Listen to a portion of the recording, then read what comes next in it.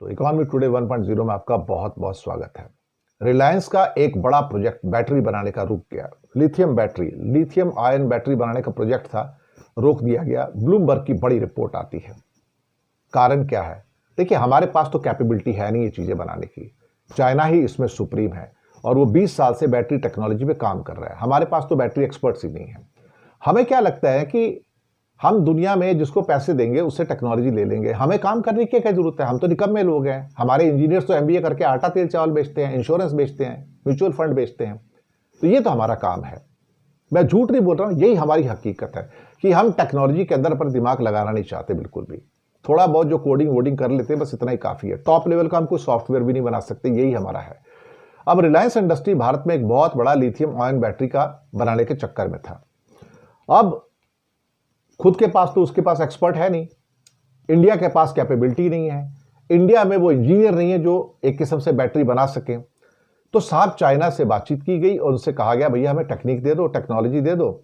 चीन की एक कंपनी है Xiamen lithium energy storage technology company, कि उनसे लाइसेंस की बात कर रहे थे कि लाइसेंस प्रोडक्शन करेंगे आपसे बात करके। लेकिन अचानक से पता लगा कि चाइना की कंपनी ने इस साझेदारी से हाथ पीछे खींच लिया। दरअसल चाइना की सरकार ने कहा कि अब आप इसको नहीं दे सकते, ये रेस्ट्रिक्टेड टेक्नोलॉजी है। इंडिया के पास वो कैपेबिलिटी नहीं है कि अगले 10 साल 20 साल तक, इंडिया के पास बैटरी एक्सपर्ट्स ही नहीं है, मैं आपको बताऊं। लेकिन रिलायंस के मुकेश अंबानी साहब सोचते हैं कि पैसा फेंक के सारी टेक्नोलॉजी प्राप्त की जा सकती है, लेकिन ऐसा नहीं है। अब चीन होशियार हो गया है। होशियार तो पहले भी था, अब और होशियार हो गया है। अब वो सारी की सारी जो टेक्नोलॉजी है उसको रेस्ट्रिक्शन में डाल दिया, चाहे वो बैटरी की हो, रेयर अर्थ की हो या बाकी हो। चाइना ने कई सेक्टर्स में टेक्नोलॉजी को बाहर जाने से रोकने के लिए नए रूल बना दिए हैं। और रिलायंस जो एक बड़ा अपना बैटरी प्रोजेक्ट बना रही थी और चाइना के साथ मिलकर एक कंपनी के साथ, अपना तो रिलायंस को कुछ आता जाता नहीं है उसको, वो तो सिर्फ धंधा कर सकते हैं, ट्रेडिंग कर सकते हैं, इधर का माल उधर, उधर का माल इधर, वही तो करते आए आज तक। उधर से क्रूड लिया, पेट्रोल निकाला, डीजल निकाला, आगे बेच दिया, और क्या करना है। और जो भी सारी इनकी रिफाइनरी लगी हुई है वही बाहर की मशीनरी, सारी विदेश की, अपनी तो है नहीं यहाँ पे, इन्हें थोड़ी मशीनरी बनानी आती है। तो ये साहब, ये जो बैटरी मैन्युफैक्चरिंग का जो सारा का सारा एक हिस्सा था, ये अब खत्म हो गया है। और ये फिलहाल जो अभी ब्लूमबर्ग की रिपोर्ट आई है कि ये जो प्रोजेक्ट है, अब ये प्रोजेक्ट अटक गया है क्योंकि चाइना ने वो टेक्नोलॉजी पास ऑन करने से ही मना कर दिया है। चाइनीज कंपनी भी कुछ नहीं कर रही, चाइनीज कंपनी कुछ कर नहीं सकती। वो इसलिए नहीं कर सकती कि ये अब चाइना की गवर्नमेंट के अंडर में आ गया है। अब रिलायंस क्या चाहता था कि 2026 में बैटरी बनाने की एक गीगा फैक्ट्री बनाएगा, और 2021 में भी एक्चुअली घोषणा की थी, लेकिन वो भी नहीं हो पाया। तो चाइना की अगर भरोसेमंद टेक्नोलॉजी नहीं मिलती है तो फिर आप कैसे करोगे? फिर किसी और देश से आप कोई टेक्नोलॉजी लोगे, वो सब स्टैंडर्ड टेक्नोलॉजी होगी, क्योंकि टॉप टेक्नोलॉजी चाइना की है।